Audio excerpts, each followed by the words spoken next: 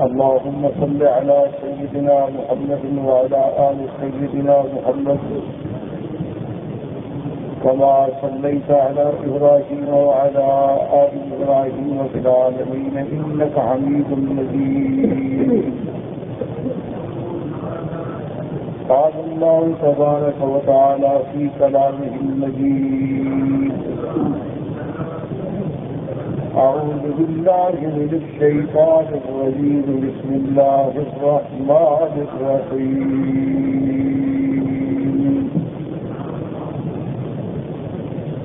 ويسألونك عن الجبال فقل ينسفها ربي نسفا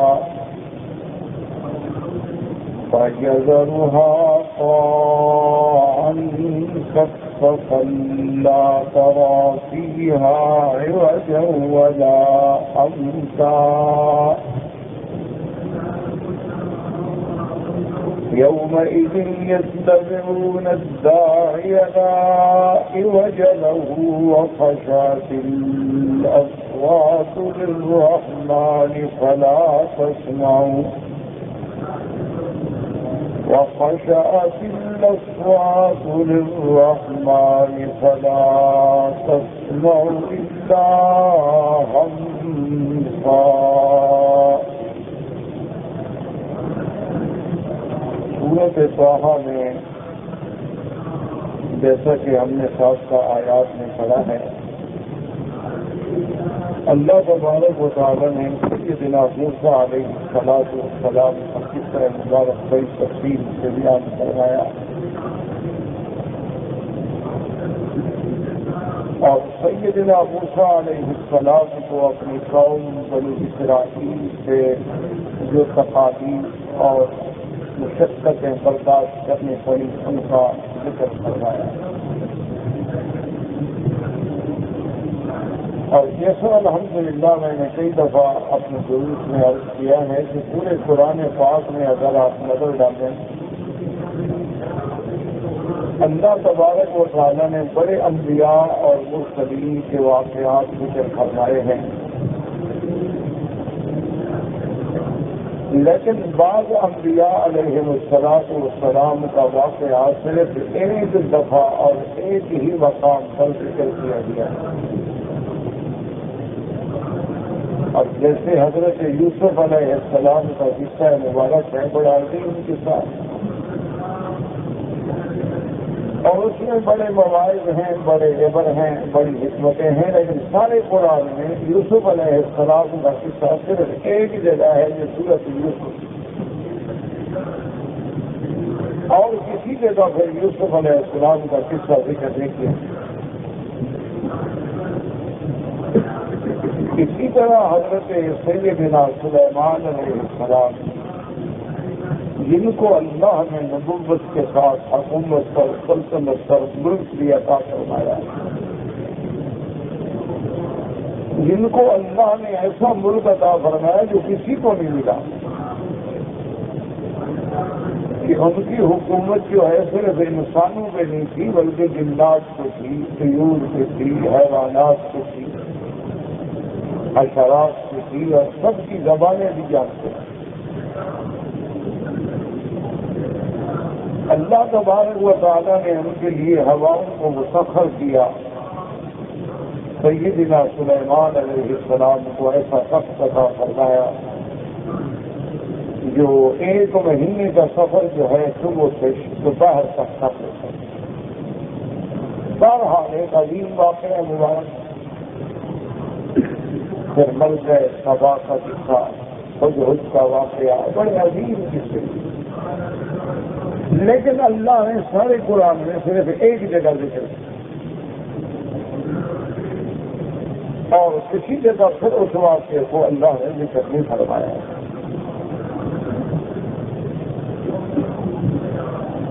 اسی طرح انبیاء علیہ السلام کے علاوہ جیسے اصحاب کہف کا واقعہ ہے، بڑا عظیم واقعہ، لیکن سارے قرآن مبارک میں اصحاب کہف کا واقعہ بھی صرف سورۃ الکہف ہے، اور کسی جگہ پھر اس کو اللہ نے ذکر نہیں کیا.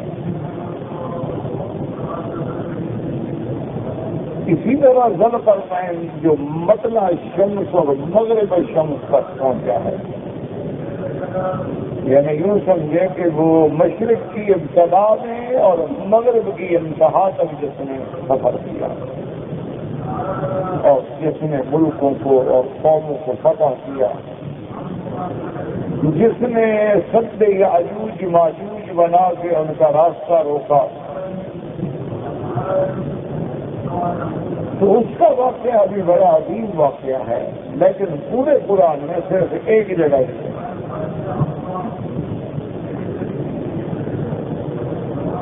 یہ شان جو ہے صرف چند انبیاء علیہ السلام کو نصیب ہوئی کہ جن کے واقعات کو اللہ نے قرآن میں ایک جگہ نہیں بلکہ متعدد بار ذکر کرا، جیسے سیدنا آدم علیہ السلام کا قصہ ہے، اللہ نے سورۃ البقرہ میں دیکھے آدم علیہ السلام کا قصہ موجود۔ اسی طرح اگر آپ دوسری صورتوں میں نظر ڈالیں حضرت آدم علیہ السلام کا قصہ موجود ہے،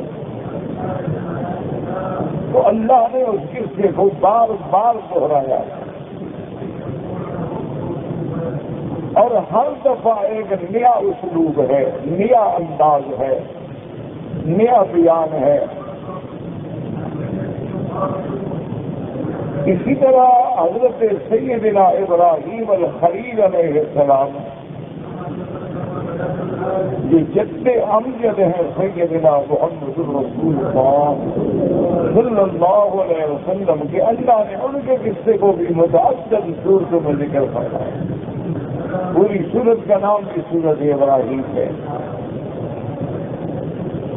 سورت بقرہ میں ذکر ہے، سورت ابراہیم میں ذکر ہے، سورت انبیاء میں ذکر ہے، کئی مقامات پہ اللہ نے سیدنا ابراہیم الخلیل علیہ السلام کے واقعہ مبارک کو ارشاد فرمایا ہے، ان پہ جو امتحان گزرے ہیں ان کا ارشاد فرمایا ہے، انہوں نے کس طرح اپنی اولاد کو چھوڑا ہے اس کا ذکر فرمایا، انہوں نے کس طرح اللہ کے کعبے کی بنیادیں کھڑی کی اس کا ذکر فرمایا۔ تو ابراہیم الخلیل علیہ السلام کا قصہ جو ہے وہ بھی قرآن مبارک میں کئی صورتوں میں موجود ہے، اور اسی طرح سیدنا عیسیٰ علیہ السلام جو کلمۃ اللہ ہیں، جو روح اللہ ہے، جو رسول اللہ ہے، جو عبد من عباد اللہ ہے، ان کے واقعے کو بھی اللہ نے بڑی تفصیل سے ذکر کرنا، کہیں ان کی ولادت کا ذکر ہے، کہیں ان کی والدہ کا ذکر ہے، کہیں ان کی والدہ کا ذکر ہے، کہیں ان کی کفالت کا ذکر ہے، کہیں ان کے آسمانوں میں جانے کا ذکر ہے۔ یعنی اللہ تبارک و تعالیٰ نے سیدنا عیسیٰ علیہ السلام کے واقعہ مبارک کو بھی قرآن میں بڑا متکرر بیان فرمایا ہے، اور اسی طرح چوتھے پیغمبر جو ہیں، یہ 4 پیغمبر ہیں جن کے قصے اللہ نے قرآن میں بار بار ذکر فرمایا، آدم علیہ السلام، ابراہیم علیہ السلام، موسیٰ علیہ السلام اور عیسیٰ علیہ السلام۔ موسیٰ علیہ السلام کے واقعات کو بھی اللہ نے قرآن میں بڑے مقامات سے بڑی صورتوں میں ذکر کیا۔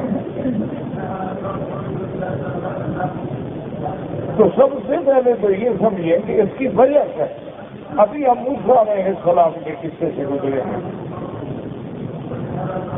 سورۃ طٰہٰ کی 7 آیات مبارکہ میں جو آخری آیات مبارک ہم نے پڑھی ان میں قصہ سیدنا موسیٰ علیہ السلام،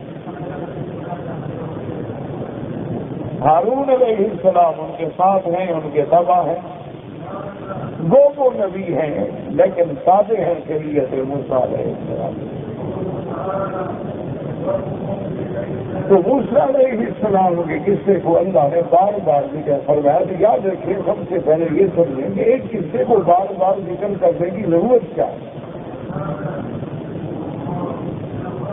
ورنہ کسی چیز کا تکرار جو ہے وہ تو فصاحت کے خلاف ہوتا ہے.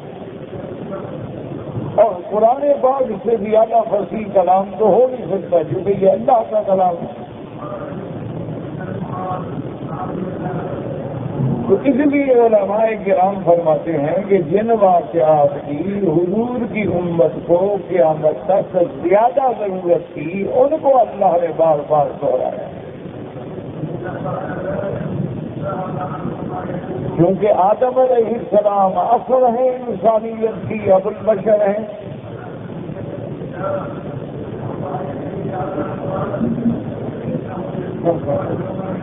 تو ان کے واقعات کو بھی اللہ نے بار بار ذکر فرمایا ہے تاکہ ہر انسان کو یہ سمجھ آئے کہ میری اصل کیا ہے,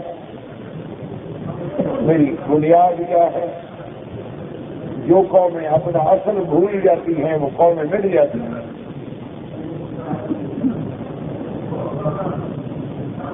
اور پھر یہ بات بھی سمجھے کہ ہماری اصل جو ہے سیدنا آدم علیہ السلام وہ زمین سے نہیں, اللہ نے آسمانوں میں اسے پیدا فرمایا.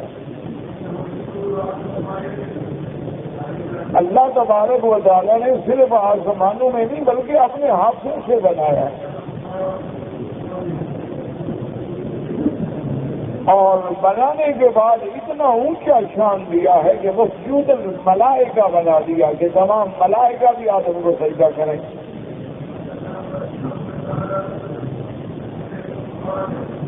تو جب آدمی ان باتوں پہ غور کرے گا کہ میرا مقام کتنا بلند ہے, میں تو آدم کی اولاد,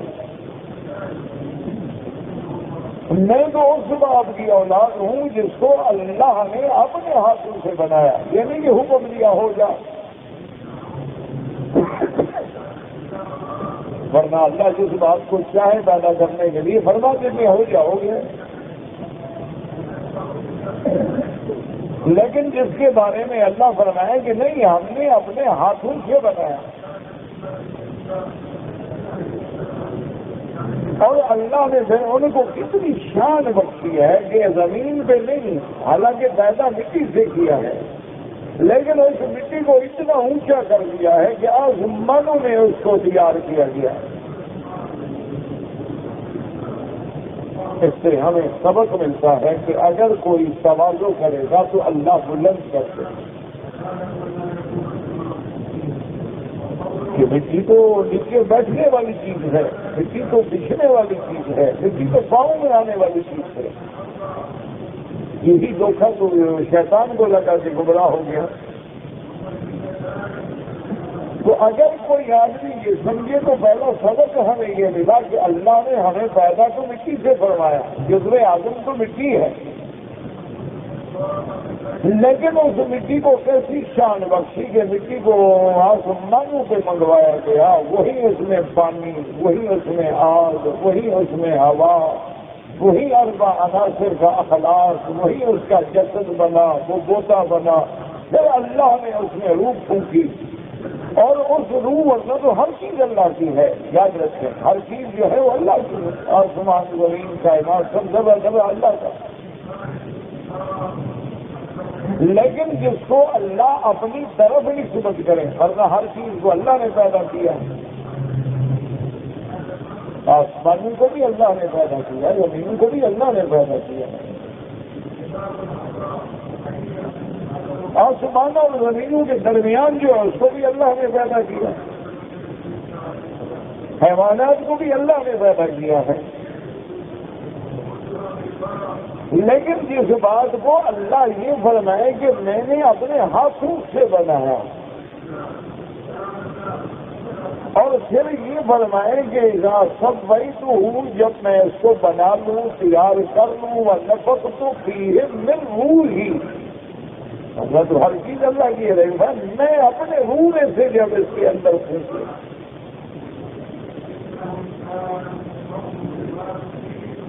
تو اس کی عظمت کا یہ تقاضا ہے فقعوا لہ ساجدین, تم سب اس کے آگے سجدے میں گر جانا. تو ملائکہ نے سجدہ کیا، مسجد الملائکہ بنا۔ پھر اللہ تبارک و تعالیٰ نے صرف یہ نہیں بننا، اللہ کا حکم ہی کافی ہے ملائکہ کو، اللہ تبارک و تعالیٰ کا تو حکم کافی ہے نا، حکم دے دیا سجدہ کرو بس ٹھیک ہے، سجدہ کرو، اس جزو میں آ جائے۔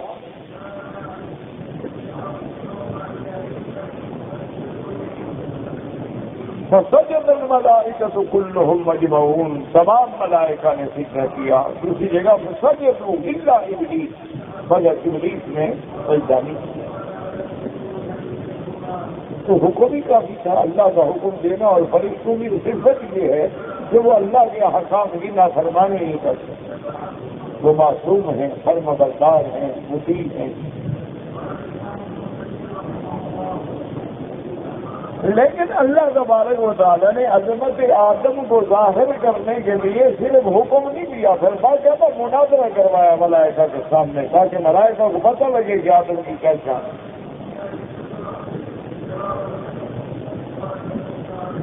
اور پھر اللہ نے آدم علیہ السلام کو اسماء کلھا کا علم عطا فرمایا۔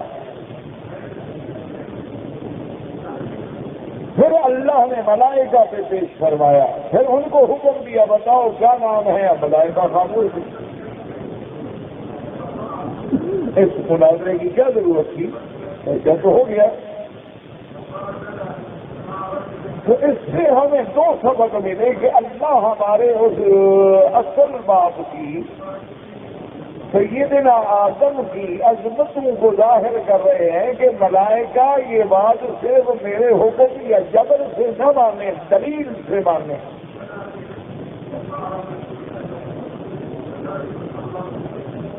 تو نا اگر اللہ چاہتے تو ساری دنیا مسلمان ہو جاتی، اگر اللہ تبارک و تعالیٰ یہ چاہتے تو دنیا میں ایک کافر بھی نہ ہوتا، سارے مسلمان ہوتے۔ لیکن اللہ تبارک و تعالیٰ فرماتے کہ نہیں، ہم نے تو بالکل دنیا میں تمہیں پیدا کیا ہے، تمہیں ہوا سے خبز دیے ہیں، اور تمہیں قوت سامعہ باصرہ سے نوازا ہے، اور تمہارے سامنے ہم نے دونوں راستے رکھ دیے ہیں، فمن شاء منکم فلیؤمن ومن شاء فلیکفر، اب تم دلائل کو پرکھ کر ایمان لاؤ۔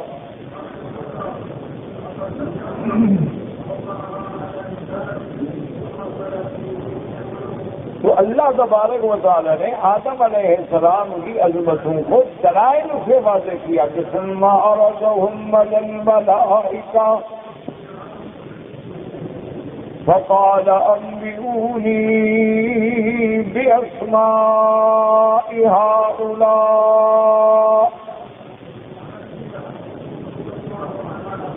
ان کنتم صادقین۔ اللہ نے فرمایا کہ اگر تم اپنے دعوے میں سچے ہو کہ خلافت عرضی کے تم مستحق ہو تو ان چیزوں کے نام بتاؤ، اگر نام ہی نہیں آتے تو کام کیسے کریں گے؟ ایک آدمی کو کتاب کا نام بھی نہ آتا ہو تو کتاب کیا پڑھتا ہوگا؟ یہی آج مشکل ہے نا، کسی سے پوچھو بھی اسلام کا معنی کیا ہے، وہ نہیں جانتا۔ کسی سے پوچھو جی ایمان کا معنی کیا ہے، کسی سے پوچھو جی احسان کا معنی کیا ہے، نہیں جانتا۔ سارا رمضان تراویح کی نماز الحمدللہ پڑھ لی، 20 رکعتیں پڑھ لی، لیکن تراویح کا معنی نہیں جانتا۔ کتنے چند لوگ ہوں گے جو بیچارے جانتے ہوں گے تراویح کس کو کہتے ہیں، تہجد، قیام اللیل کس کو کہتے ہیں، نوافل کس، وتر کس کو،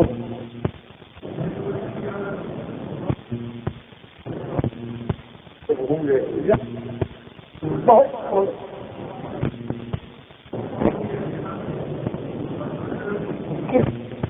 ماشاء اللہ۔ دیکھیں ہم بچوں نے بھی روزے رکھتے ہیں،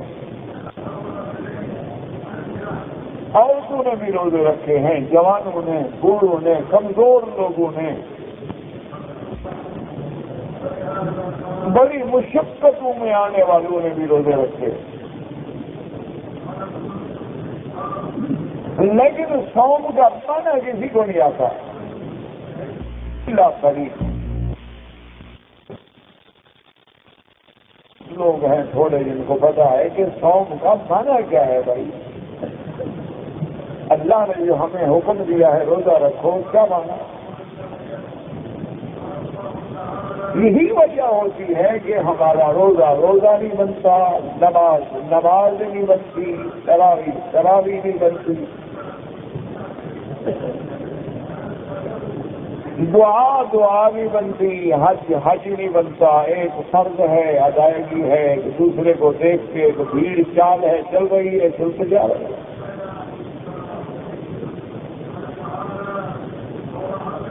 کتنے لوگ ہیں جن کو نماز کے فرائض یا واجبات کا علم ہو،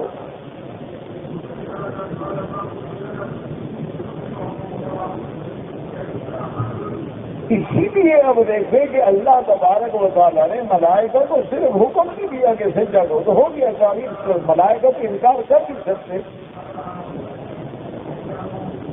فرشتے جو ہیں وہ تو ایسی مخلوق ہیں جن کے بارے میں اللہ نے قرآن میں فرمایا کہ لا یعصون اللہ ما امرهم ویفعلون ما یؤمرون۔ ملائکہ کی صفت یہ ہے کہ وہ کبھی اللہ کے حکم کا انکار نہیں کرتے اور وہی کرتے ہیں جو حکم ہوتا ہے، حکم کے بغیر بھی کچھ نہیں کرتے اور حکم ہو تو انکار نہیں کرتے۔ اس لیے صحیح حدیث مبارک میں واقع آتا ہے کہ میرے آقا نے محبوب دو عالم سیدنا محمد مصطفیٰ صلی اللہ علیہ وسلم نے ایک دن جبرائیل علیہ السلام کو فرمایا،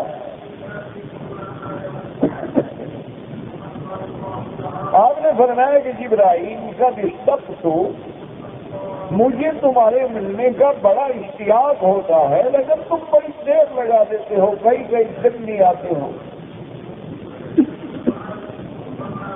اور مجھے اشتیاق ہوتا ہے، انتظار ہوتا ہے کہ جبریل آئے، میرے اللہ کا حکم لائے۔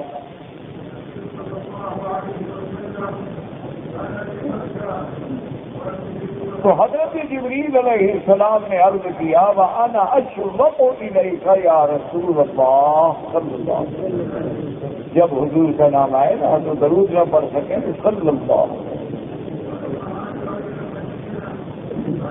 یہ ہر امتی کے لیے لازم ہے، ورنہ وہ بخیل کہلائے گا۔ آپ نے فرمایا اذا ذکر تو اندہو، جب میرا ذکر کیا جائے اور مجھ پہ درود نہ پڑے وہ تو سب سے بڑا بخیل۔ بخیل وہ نہیں ہوتا جو صرف مال خرچ نہ کرے، جو زبان بھی نہ ہلائے، اس سے بڑا بخیل کوئی ہوگا؟ پیسہ نکالنا، ہاتھ ڈالنا جیب میں تو بڑی بات ہے، زبان ہلانا دوسرا مشکل نہیں ہے، اور وہ زبان بھی اس کے لیے ہلائی جائے جو محبوب کائنات ہو۔ اور پھر ہم جو پیسہ دیں گے اس کا تو پتہ نہیں، لیکن درود تو ایسی چیز ہے کہ لازم قبول ہوگا، اور جب ہم ایک دفعہ کہیں گے اللہ 10 رحمتیں بھیجیں گے، جو اتنی تجارت بھی نہ کرنا چاہے، اتنی کمائی بھی نہ لینا چاہے، اس سے بڑا بخیل کون ہوگا؟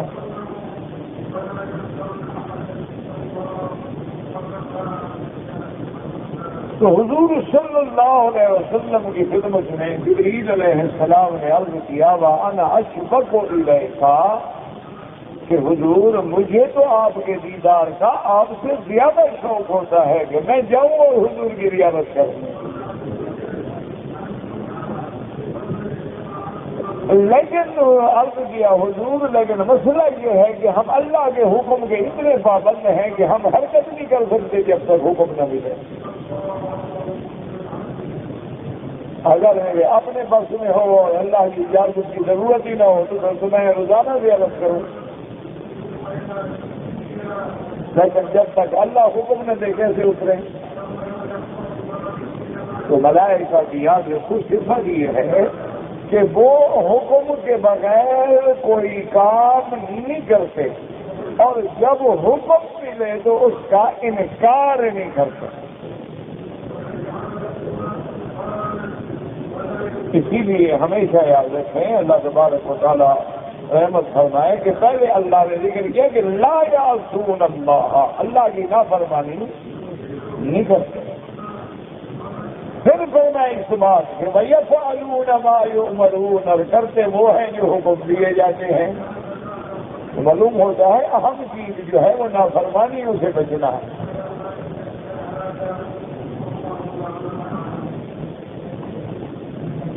اب دیکھو نا بڑی آسان بات ہے، اللہ کے قرآن میں لکھا ہے، اللہ پاک ہمیں بھی محسنین اور عباد مقربین میں شامل فرما لیں، ان کی محبت نصیب فرما لیں. تو ولی بننے کے لیے، اللہ کا ولی بننے کے لیے، اللہ کا دوست بننے کے لیے اللہ نے جو حکم قرآن میں بیان فرمایا اس سے کبھی غور کریں. یہ نہیں فرمایا کہ تم 2000 حج کرو گے تو ولی بن جاؤ گے، کسی جگہ نہیں فرمایا. یہ نہیں فرمایا اللہ تبارک و تعالیٰ نے کہ تم 2000 عمرہ کر دو تو ولی بن جاؤ گے. یہ نہیں فرمایا کہ تم 2000 رکعت نماز پڑھ لو تو ولی بن جاؤ گے، یا 2 لاکھ روپے خرچ کر دو تو ولی بن جاؤ گے. نہ یہ نہیں فرمایا. ایک بات فرمائی، الا ان اولیاء اللہ لا خوف علیہم لا خوف علیہم ولا هم یحزنون. کہ اللہ کے جو دوست ہیں ان پہ نہ خوف ہے نہ غم، نہ آگے کا خوف ہے نہ چھوڑنے والی چھوڑی ہوئی چیزوں کا غم ہے. اور ان کو کوئی غم نہیں ہوتا کہ ہم نے دنیا میں کیا چھوڑا ہے، کیا ہوگا، اولاد کا کیا ہوگا، نسلوں کا کیا ہوگا. ان کا ادھر دل ہی نہیں ہوتا. محبت ہو تو غم ہو، محبت تو اللہ کے ساتھ ہے. اور آگے کا بھی غم نہیں، ڈر نہیں کہ کیا قیامت میں کیا ہوگا، میدان محشر میں کیا ہوگا. ان کو یقین ہے کہ ہم اللہ کے قریب ہیں اور اللہ کی رحمت ملے. لیکن ولی بننے کے لیے شرط کیا ہے؟ فرمایا الذین آمنوا وکانوا یتقون.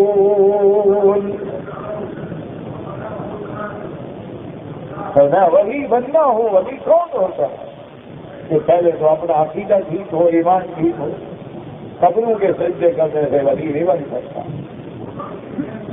غیر اللہ کو پکارنے والا اللہ کا دوست نہیں بن سکتا. جو اللہ کے ساتھ غیروں کو شریک کرے وہ اللہ کا دوست کیسے بنے گا؟ دوست اللہ کا ہو پکارے غیروں کو، دوست اللہ کا ہو مدد غیروں سے مانگتا ہو، دوست اللہ کا ہو بچے قبر والوں سے مانگتا ہو. یہ کیسا دوست ہے بھائی؟ ولی کا معنی کیا ہوتا ہے؟ دوست.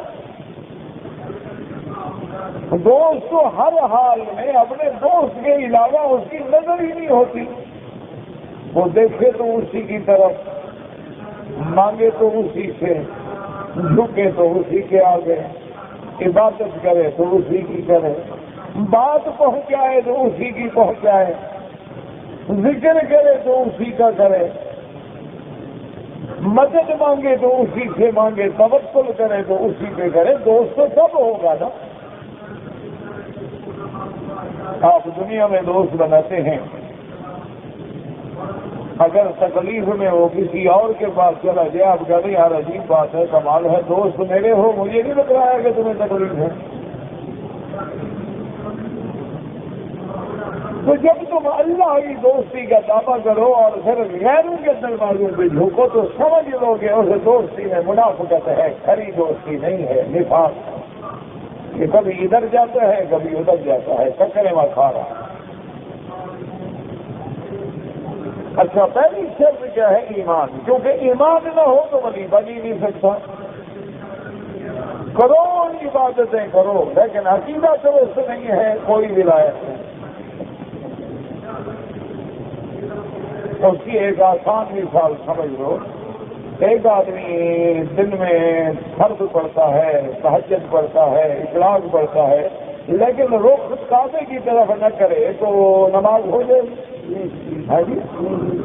اتنا مسئلہ تو آپ ہی جانتے ہیں نا کہ اگر آدمی نماز پڑھے وضو ٹھیک ٹھاک ہے، مصلی بھی بڑا شاندار ہے، جگہ بھی بڑی پاک ہے، اور نماز بھی بڑی لمبی لمبی خشوع سے پڑھ رہا ہے، لیکن رخ قبلے کی طرف نہیں کرتا تو نماز، اللہ فرماتے ہیں رخ نہ ہو میرے گھر کی طرف، میں نماز قبول نہیں کرتا. تو سارے قبروں پہ جھکا ہے پھر قبول کر دوں گا. تیرا رخ بدلے تو عبادت ختم. صرف کعبے سے ذرا ہٹ جاؤ نماز ختم. کعبے میں اندر کھڑے ہو کیوں صفیں گول بنتی ہیں کہ ہر آدمی جو ہے عین کعبے میں ہو. اچھا ساری نماز اچھی طرح پڑھے لیکن سجدہ نہ کرے نماز ہو جائے گی. ساری نماز اچھی طرح پڑھے لیکن رکوع نہ کرے تو سبق کیا ملا کہ جب تم میرے آگے نہ جھکو میں نماز قبول نہیں کرتا، جب غیروں کے آگے جھکو گے تو تیری باتیں قبول کر دوں گا. تو میں ایک سجدہ پوری نماز میں چھوڑ دو ساری نماز ختم. تو میں ایک رکوع ساری نماز میں چھوڑ دو ساری نماز ختم. اور جن لوگوں نے اپنا قبلہ گاہ اور حاجت روا اور مشکل کشا اور سجدہ گاہ ہی غیروں کو بنا لیا ہو وہ کیسے دعویٰ کرتے؟ اب دیکھو کیا ہے ایمان. اور ایمان کون سے قبول ہوگا؟ جو سکھلایا محمد الرسول اللہ صلی اللہ علیہ وسلم. یہ نہیں کہ تیرے میرے کہنے سے ایمان قبول ہو جائے. جہاں جی میں بڑا ایمان والا ہوں، دیکھنا پڑے گا کہ تیرا ایمان اس کسوٹی میں اترتا ہے جو بتلایا ہے محمد الرسول اللہ صلی اللہ علیہ وسلم. اگر اس کسوٹی پہ نہیں اترتا ہے وہ ایمان نہیں ہے، پتہ نہیں کچھ ہو تو ہو. اور پھر اللہ نے مثالیں دے دی ہیں کہ آمنوا کما آمن الناس، ایمان لاؤ جیسے صحابہ ایمان لائے.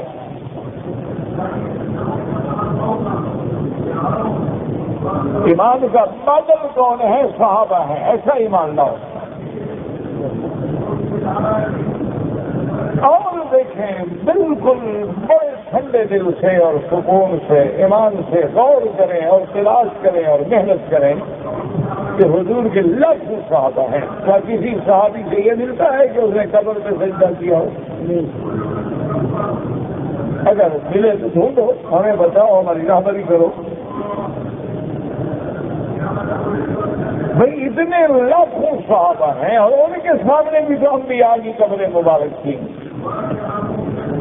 ان کے سامنے بھی تو حضور سرکار دو عالم کا روضہ مبارک ہے. ان کے سامنے بھی تو حضور کی اولاد کی قبریں ہیں، حضور کی ازواج مطہرات کی قبریں ہیں.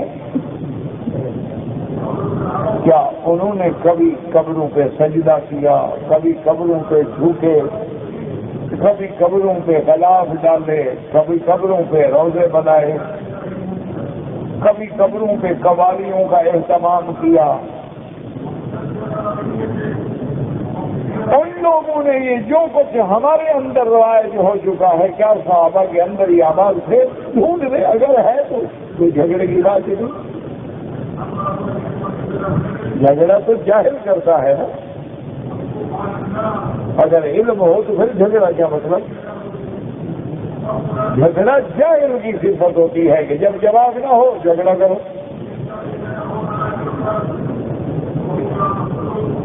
تو پہلی صفت کیا ہوگی؟ اولیاء اللہ کی ایمان. اور دوسری کیا ہے؟ دیکھو آسانی سے اللہ نے فرما دیا الذین آمنوا وكانوا يتقون. جو مومن بھی ہیں اور اللہ سے ڈرنے والے بھی ہیں. اتقاء ہے ہر چیز کو، ہر غلط چیز کو چھوڑنے والے. تو ولایت پہ پہنچنے کا کیا معنی ہے کہ نافرمانیوں سے بچو،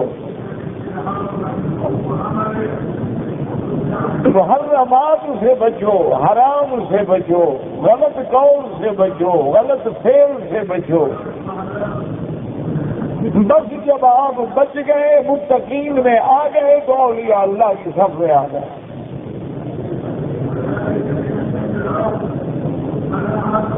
جن جن چیزوں سے اللہ نے منع فرما دیا ہے ان کو چھوڑ دو۔ اسی لیے میں نے عرض کیا تھا کہ مقام ملائکہ کیا ہے کہ نافرمانی نہیں کرتے۔ اچھا جی، نافرمانی نہیں کرتے، پھر ان کا کرتے وہ ہیں جس کا حکم دیا جاتا ہے، وہ اپنی طرف سے کچھ نہیں کرتے۔ اللہ نے حکم دیا بس ٹھیک ہے، اللہ نے حکم دیا آدم کو سجدہ کرو، کر دیا۔ اللہ نے حکم نہیں دیا حضور پاک کے سجدے کا، ملائکہ نے نہیں کیا۔ اللہ حضور بھی تو میرا سے تشریف لے گئے نا، کیونکہ وہ تو حکم کے پابند ہے۔ لیکن ان ملائکہ کو اللہ نے امتحان کی بھٹی سے گزارا ہے، باقاعدہ قرآن پڑھ کے دیکھ لیں۔ وَعَلَّمَ آدَمَ الْأَسْمَاءَ كُلَّهَا ثُمَّ عَرَضَهُمْ عَلَى الْمَلَائِكَةِ۔ اللہ نے سکھلا دی آدم علیہ السلام کو اسماء ان چیزوں کے جو سامنے تھی۔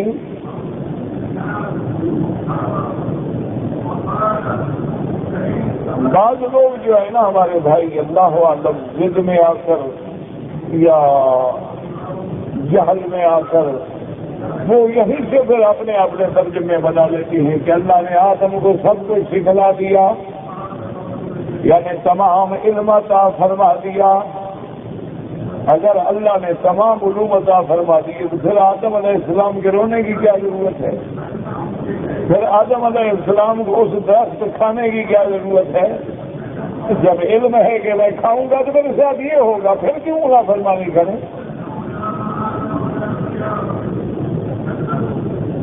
وہ تو جنت میں باتیں ہوئی ہیں، جنت کے علوم بھی ختم نہیں ہو سکتے، یہ چاہے کہ ساری دنیا کے علوم اللہ تعالیٰ فرما دیں۔ اس لیے ہمیشہ یاد رکھیں، اس وقت جو چیزیں سامنے کی گئی ان کے علم عطا فرما دیا کہ یہ چیز ہے، یہ ہے، یہ ہے، یہ ہے۔ ثم عرضهم على الملائکہ، پھر وہ چیزیں ملائکہ کے سامنے پیش کی گئی کہ تم بھی بتاؤ کیا کام ہے۔ یہ چیز نہیں کہ جو ابھی آدم کی اولاد پیدا نہیں ہوئی تو ان کو بھی سامنے کھڑا کر دیا گیا۔ یہ معنی نہیں ہوتا اللہ کے قرآن کو بلا وجہ نہ بدلا کریں۔ تو اس امتحان کا مقصد کیا تھا؟ مقصد یہ تھا کہ عظمت آدم کو صرف حکم سے نہیں دلائل سے واضح کر دیا جائے۔ ایک آدمی کہتا ہے کل سورج نکلے گا، ٹھیک ہے، لیکن ایک ہے کہ سورج نکلا کھڑا ہوگا اور یہ دیکھو۔ اس لیے اللہ تبارک و تعالیٰ نے عظمت آدم کو ایسا واضح فرمایا، اس کا پورا قصہ قرآن میں ہے۔ پھر آدم علیہ السلام کے جو امتحان آیا، آپ کا لباس اتر گیا، کہاں جنت کا رہنے والا اور کہاں بغیر لباس کے کھڑے۔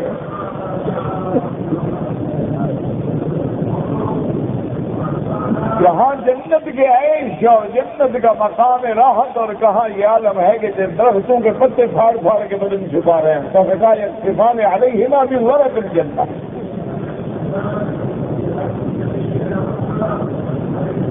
پھر آدم علیہ السلام کو حکم ملا کہ اتارے گئے، اس کا بھی اللہ نے قرآن میں ذکر فرمایا۔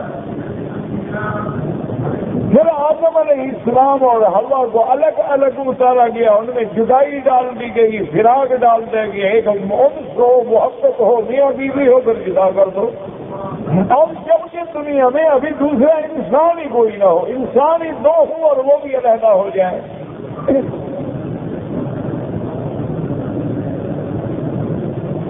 کتنا بڑا امتحان ہے جس سے آدم گزرے، اللہ نے اس کا بھی ذکر فرمایا۔ تو اللہ تبارک و تعالیٰ نے آدم علیہ السلام کے واقعے کو قرآن میں بار بار کیوں ذکر کیا ہے کہ بندہ سمجھے، اپنی اصل کو پہچانے۔ اسی لیے اللہ فرماتے ہیں نا کہ مومن جو ہے ان کو میں جنت ان کا وارث بناؤں گا، تو وارث کیا مانا ہوتا ہے؟ اپنے ماں باپ کی جائیداد کا وارث ہوتا ہے نا. ہمارا ابا چونکہ جنت میں ٹھہرے تھے تو ہماری وراثت تو بن گئی.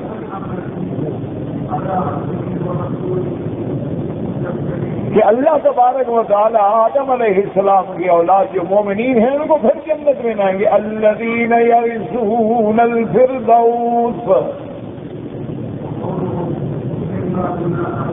وجہ کیا ہے کہ سب سے پہلے جنت میں کون گئے؟ اس کا یا آدم اسکن انت وزوجک الجنہ. تم اور تمہاری بیوی جنت میں گئے. تو معلوم یہ ہوا کہ اللہ نے جنت بنائی انسانوں کے لیے ہے. دعا کرو اللہ ہمیں انسان بنا دے, اللہ ہمیں ایمان والا بنا دے کہ ہم بھی اس جنت میں پہنچ سکیں. تو اس لیے آدم علیہ السلام کا قصہ جو ہے بار بار آیا ہے, ذکر آیا. اور اسی طرح آدم علیہ السلام کے بعد جو شان ہے وہ سیدنا ابراہیم, جن کے نسل میں, جن کے خاندان میں اللہ نے نبوت رکھی. یعنی حضرت ابراہیم علیہ السلام کے بعد جتنے نبی ہیں سب ذریت ابراہیم ہیں.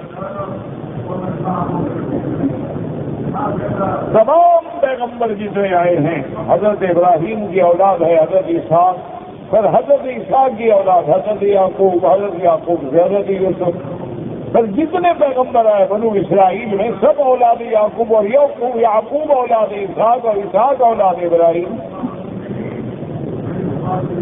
علیہ الصلاۃ والتسلیم. اور پھر حضرت سیدنا ابراہیم کی اولاد میں سیدنا اسماعیل, اور سیدنا اسماعیل کی اولاد میں حضرت محمد الرسول صلی اللہ علیہ وسلم, پھر جس پہ اللہ نے وہ نبوت کا سلسلہ ہی بند کر دیا, وہ سانچے ہی توڑ دیا کہ اب تیرے بعد کوئی نبی نہیں.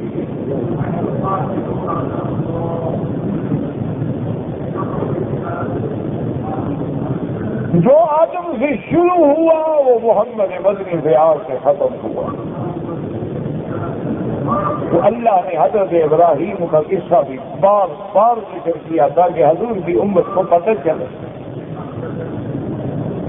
پھر ابراہیم علیہ السلام کو اللہ کی توحید کے لیے آگ میں ڈالا گیا. پتہ لگے کہ توحید آسان مسئلہ نہیں ہے, اس میں تو آگ سے گزرنا پڑتا ہے, آگ سے دریاؤں میں اترنا پڑتا ہے.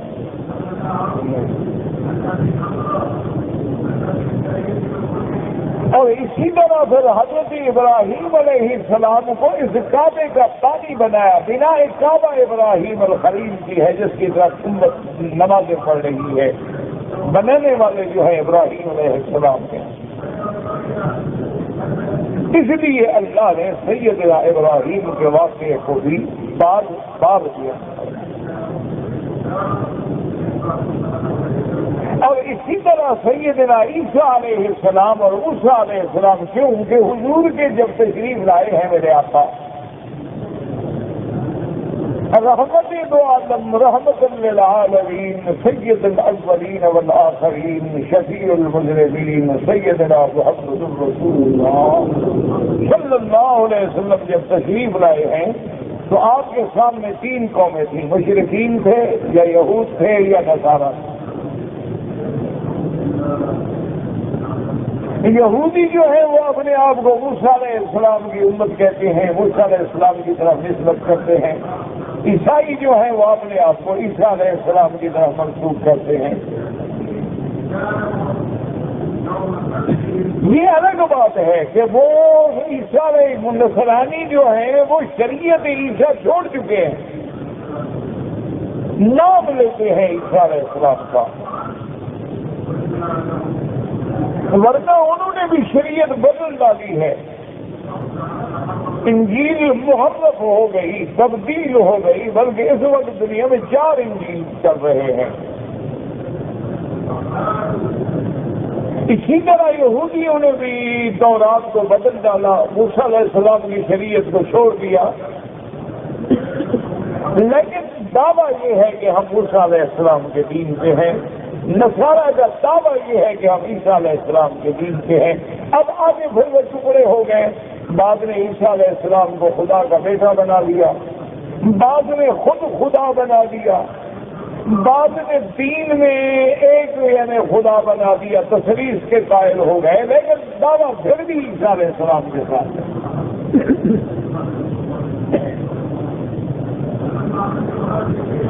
تو اب چونکہ حضور صلی اللہ علیہ وسلم جب تشریف لائے مکے میں تو مشرکین کا مقابلہ تھا، اور مشرکین کہتے تھے کہ ہم ملت ابراہیم سے ہیں، ہم حضرت ابراہیم کے دین سے ہیں، اور حضرت ابراہیم نے جو کعبہ بنایا اس سے ہم مجاور ہیں۔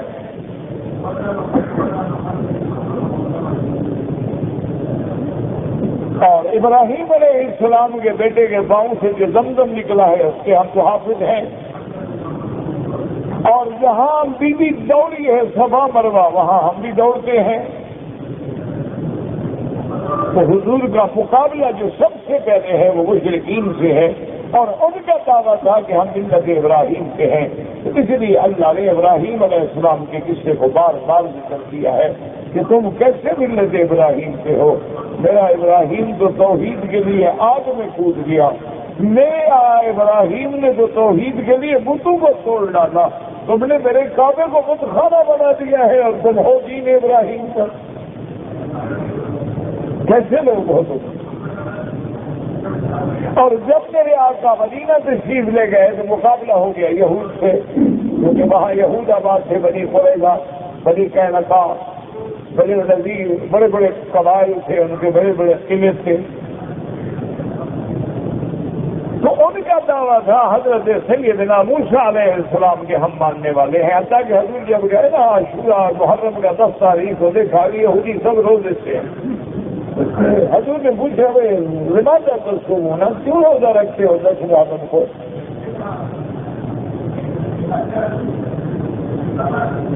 تو یہودیوں نے کہا کہ حضور یہ وہ دن ہے جس میں اللہ نے فرعون کو غرق کیا تھا اور ہمارے پیغمبر کو موسیٰ علیہ السلام کو کامیاب اور نجات دی تھی، تو ہم اس شکر میں روزہ رکھتے ہیں۔ حضور نے فرمایا انا اولیٰ بموسیٰ منکم، آپ نے فرمایا کہ موسیٰ علیہ السلام سے تو میرا تعلق زیادہ بنتا ہے، تم تو صرف نام سے مانتے ہو نا، میں تو حقیقت موسیٰ علیہ السلام کو مانتا ہوں، میرے بھائی ہیں اور رسول ہیں۔ تو حضور نے بھی حکم دے دیا صحابہ کو کہ تم بھی روزہ رکھا کرو محرم کی 10 تاریخ کا، لیکن ایک خیال رکھا کرو کہ 9 اور 10 یا 10 اور 11، تاکہ دنیا یہ نہ سمجھے کہ ہم یہود کے پیچھے چل رہے ہیں۔ 2 روزے رکھو، یا 9 اور 10 رکھو، یا 10 اور 11 رکھو۔ تو یہ روزہ جو ہے اس وقت سے چلا رہا ہے۔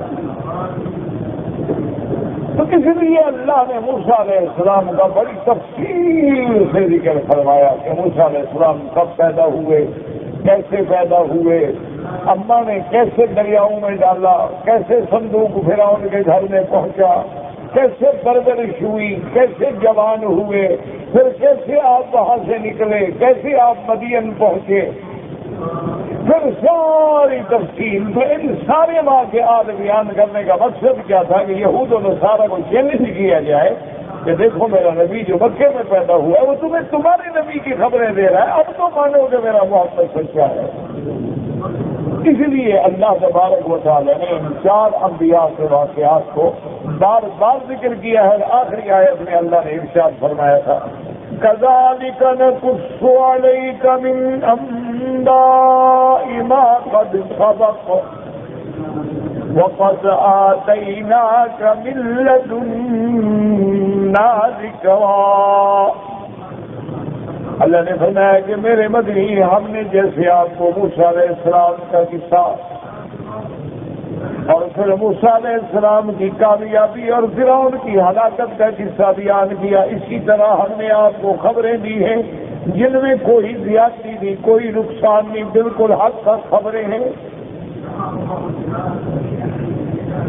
اور پھر ہم نے اپنی طرف سے تمہیں ذکر یعنی قرآن عظیم عطا فرمایا۔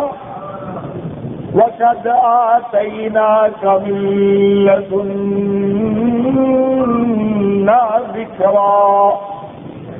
ذکر سے کیا مراد ہے؟ علماء نے فرمایا قرآن عظیم، کیونکہ دوسری جگہ قرآن کہتا ہوا اِنَّهُ لَذِكْرٌ لَكَ وَلِقَوْمِكَ اور تیسری جگہ قرآن کہتا ہے اِنَّا نَحْنُ نَزَّلْنَا الذِّكْرَ وَإِنَّا لَهُ لَحَافِظُونَ.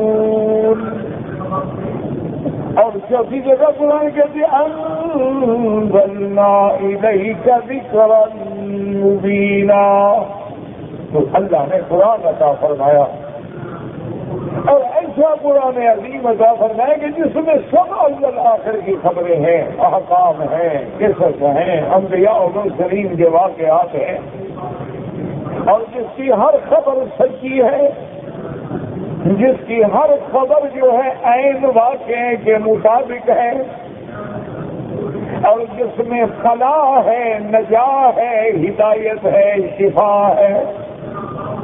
اور اس کے بعد پھر اللہ نے فرما دیا کہ جس بندے نے میرے قرآن سے منہ پھیر لیا، اعراض کر دیا، اس کا نتیجہ کیا ہوگا کہ قیامت کے دن اس پہ بہت بڑا گناہوں کا بوجھ ہوگا.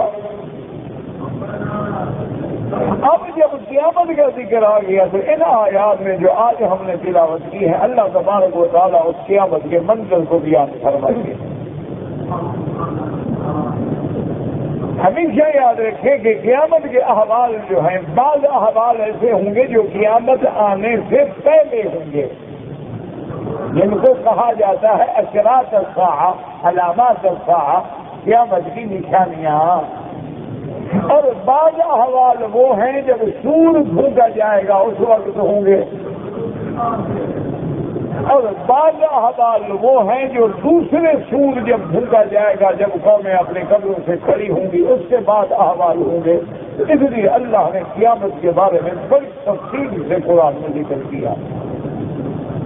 اسی لیے اب اللہ تبارک و تعالیٰ نے جیسے کہ پچھلی آیات میں ارشاد فرما دیا تھا یوم ينفخ في الصور ونحشر المجرمين يومئذ زرقا. اور یاد رکھو سور 2 دفعہ پھونکا جائے گا. ایک دفعہ جب سور پہلا پھونکیں گے سب دنیا میں جو کچھ ہے ختم ہو جائے گا، مٹ جائے گا، تباہ ہو جائے گا، فنا ہو جائے گا.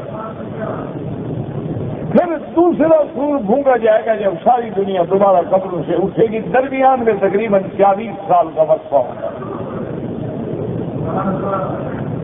تو اب قرآن مبارک کے اندر احوال ہیں جو پہلے سور پھونکنے سے پیش آئیں گے، پھر پہلے سور کے بعد سے لے کر دوسرے سور تک جو احوال ہیں، پھر جب دوبارہ سور پھونکا جائے گا. قرآن نے 2 دفعہ دیا وَنُفِخَ فِي الصُّورِ فَصَعِقَ مَن فِي السَّمَاوَاتِ وَمَن فِي الْأَرْضِ إِلَّا مَن شَاءَ اللَّهُ ثُمَّ نُفِخَ فِيهِ أُخْرَىٰ فَإِذَا هُمْ قِيَامٌ يَنظُرُونَ. تو 2 سور ہوں گے، ایک نفخہ صاعق ہوگا، ایک نفخہ بعث ہوگا. تو اب جو آیات ہم نے پڑھی ہے یہ انہی کے مطابق ہے کہ جب قیامت آئے گی، جب سور پھونکا جائے گا تو اس وقت حالات دنیا کے کیا ہوں گے. اس لیے فرمایا وَيَسْأَلُونَكَ عَنِ الْجِبَالِ فَقُلْ يَنسِفُهَا رَبِّي نَسْفًا فَيَذَرُهَا قَاعًا صَفْصَفًا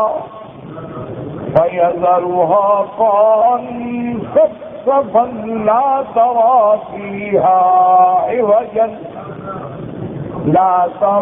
فِيهَا عِوَجًا وَلَا أَمْتًا. اب یہ سوال کیا جاتا ہے کہ جب قیامت آئے گی تو کیا یہ جبال کھڑے رہیں گے؟ نہیں، یہ جبال تو مٹ جائیں گے. تو اس لیے اب احوال قیامت کا ذکر ہوگا انشاءاللہ. زندگی باقی تو بات باقی. مردوں کے 3 کپڑوں میں سے 2 چادریں ہیں اور 1 قمیص ہے. 2 چادریں بھی کافی ہیں اور اگر کپڑا اندر لپیٹا جائے وہ بھی ثابت ہے. اگر کوئی آدمی آیا عمرے کے لیے یا حج کے لیے لیکن عمرہ کرنے کے بعد یا حج کرنے کے بعد مکہ مکرمہ یا مدینہ منورہ کے بازاروں سے کوئی چیز خرید کے لے جائے، ایک تو ہے نا ہدایہ لے جانا، تحفہ لے جانا، ایک ہے تجارت کے طور پہ لے جائے کہ میں لے جاؤں گا بیچوں گا، جائز ہے، کوئی منع نہیں۔ یہ تو اللہ کے قرآن میں مسئلہ موجود ہے کہ لیس علیکم جناح ان تبتغوا فضلا من ربکم فَإِذَا أَفَضْتُم مِّنْ عَرَفَاتٍ فَاذْكُرُوا اللَّهَ۔ اللہ نے بولا تم میں کوئی گناہ نہیں، تم اگر اللہ کا رضا حاصل کرنا چاہتے ہو، اگر کوئی تجارت کے لیے چیز لینا چاہتے ہو، بیچنا چاہتے ہو، بس بات یہ ہوتی ہے کہ تمہاری نیت تجارت نہ ہو، تمہارا اصل مقصد تجارت نہ ہو، کہ مقصد تجارت ہو اور حج عمرہ تابع ہو جائے تو پھر تو دھیلے کا بھی فائدہ نہیں۔ اگر مقصد حج اور عمرہ ہے لیکن کھاتا سے بچ گئے ہیں، میں کوئی چیز لے لوں فائدہ ہو جائے گا، کوئی بات نہیں، اسلام منع نہیں کرتا، اسلام کہتے ہیں لاکھ دفعہ نفع اٹھاؤ، کوئی بات نہیں۔ اللہ نے یہ نظام بنایا اسی لیے ہے کہ کائنات کا یہ نظام اسی طرح چلتا رہے تاکہ دولت جو ہے وہ گردش میں رہے، جب دولت رک جاتی ہے تو وہی تباہی آتی ہے، جب گردش میں ہو تو اس کا فائدہ جو ہے وہ ممتد ہوتا ہے، جیسے گاڑی چل رہی ہو نا تو اس کا فائدہ ہوگا، کھڑی ہو جائے تو کیا ہوگا، اس لیے کوئی اسلام منع نہیں کرتا، لیکن مقصد یہ ہے کہ جیسے ایک حدیث میں آتا ہے، حضور پاک نے فرمایا کہ قیامت سے پہلے ایک وقت آ جائے گا مولوی لوگ زیادہ حج عمرے کریں گے تاکہ شہرت ہو کہ فلاں مولوی نے جناب 100 حج کیا،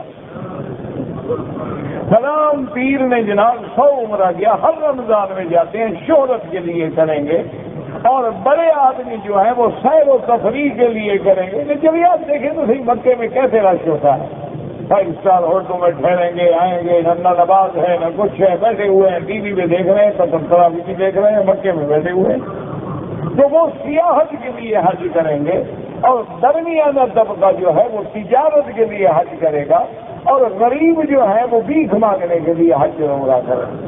تو یہ علامات قیامت میں ہے۔ ایک ہے شرعی مسئلہ کہ تم عمرے کے لیے آئے، الحمدللہ عمرہ کیا، دیکھا اللہ کا شکر ہے میرے پاس پیسے بچ گئے، اگر میں کوئی چیز خرید کر کے لے جاؤں اور وہاں بیچ دوں میرا فائدہ ہو جائے گا، بالکل جائز، کوئی بنا نہیں۔ کہتے جی کہ مسجد الحرام حرم کے علاوہ پورے مکہ شہر میں جتنی مسجدیں ہیں اگر وہاں ہم نماز پڑھیں تو 1 لاکھ ملے گا، بالکل سارے حج حرم میں 1 لاکھ ملے گا۔ جہاں تک حرم ہے یوں سمجھ لیں کہ عرفات تک حرم ہے، ادھر مسجد عائشہ تک حرم ہے، ادھر جیرانہ تک حرم ہے، ادھر جدے کے راستے میں شمیسی تک حرم ہے، یہ سارا حرم جو ہے مسجد الحرام ہے۔ تو جہاں بھی آدمی نماز پڑھے گا انشاءاللہ 1 لاکھ کا ثواب ملے گا۔ بغیر وضو کے آدمی قرآن کو ہاتھ نہ لگائے، اگر یاد ہے تو تلاوت کر سکتا ہے۔ جماعت کے ساتھ تہجد پڑھنے میں اختلاف ہے، امام ابو حنیفہ رحمۃ اللہ علیہ اس کے قائل نہیں، وہ فرماتے ہیں کہ تہجد جو ہے وہ الگ پڑھی جائے، جیسے کہ حضور صلی اللہ علیہ وسلم تہجد اپنے گھر میں ادا فرماتے ہیں۔ لیکن اصل مسئلہ یہ ہے کہ امام احمد بن حنبل رحمۃ اللہ علیہ فرماتے ہیں کہ رمضان میں جو ہے یہ قیام اللیل ہے، یعنی رات کی نماز ہے، بس جو رات کی جتنی نمازیں وہ سب قیام اللیل میں ہیں، تراویح ہو، آخری رات کی رات ہو، وتر ہو، تو اس لیے ان کے نزدیک جو ہے وہ جائز ہے۔ ہر صورت مسئلہ یہ ہے کہ آپ ان چھوٹے چھوٹے اختلافات میں نہ پڑیں، یہ افضل غیر افضل کے مسئلے ہیں، کوئی کفر اسلام کی جنگ نہیں ہے۔ لہٰذا اللہ موقع دے رہا ہے، مقصد تو ہے کہ ان راتوں میں ہم نے جاگنا ہے۔ اب جاگنے کے اسباب ہیں، اگر آدمی اکیلا ہو تو نہیں جاگتا، جماعت ہو تو جاگ جاتا ہے، کھڑا ہو جاتا ہے، سنتا ہے، قرآن پڑھتا ہے، دعاؤں میں شریک ہو جاتا ہے، تو ایک ذریعہ بن رہا ہے۔ اس لیے اللہ تبارک و تعالیٰ جنہوں نے پڑھا ہے سب کی قبول فرمائے، اور جو اپنی تہجد علیحدہ پڑھنا چاہتے ہیں ٹھیک ہے، کوئی مسئلہ نہیں ہے، تو افضل غیر افضل کا مسئلہ ہے، اس میں کوئی کفر اسلام کی جنگ نہیں کہ بندہ اسی پہ ٹکرے مارتا ہے۔ علیہ السلام کے زمانے میں اتنی قوم کہاں تھی، تم موجود تھے، تمہیں پتا ہے کہ تھوڑی تھی، تمہیں کیسے پتا ہے کہ اس زمانے میں قوم نہیں تھی؟ اللہ کے بندے تم تو یاجوج ماجوج کو بھی نہیں کہہ سکتے، وہ تو ان سے بھی پہلے تھے، تم ان کا شمار کر سکتے ہو وہ کتنے تھے؟ ایسی بنا وجہ ایسی باتیں سوچنے کی کیا ضرورت ہے؟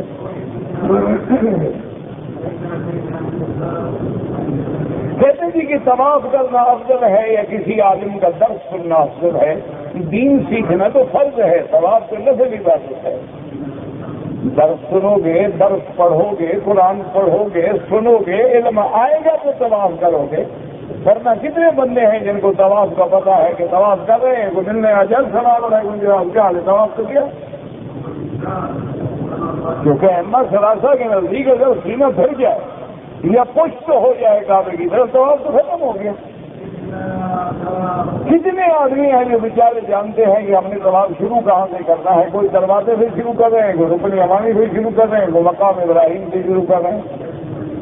تو بھائی ایک ہے علم سیکھنا، وہ ضروری ہے، وہ ہر بندے کے لیے اہم ہے، کیونکہ عمل جو ہے وہ علم کے بغیر نہیں ہوتا، علم ہوگا تو عمل ہوگا۔ نماز پڑھنا سیکھو گے تو نماز ہوگی نا، اگر نماز ہی نہ سیکھو تو نماز پڑھو گے کیسے؟ ہاں تم عالم ہو، تمہیں ضرورت نہیں ہے تو لاکھ دفعہ نفلی طواف کرو۔ اللہ شفا کاملہ عطا فرمائے، جتنے بیمار ہیں اللہ سب کے شفا عطا فرما دے، اور جتنے تندرست ہیں اللہ ان سب کو دین پہ استقامت نصیب فرما دے، اور جتنے فوت ہو گئے اللہ ان کی قبروں کو روشن فرما دے۔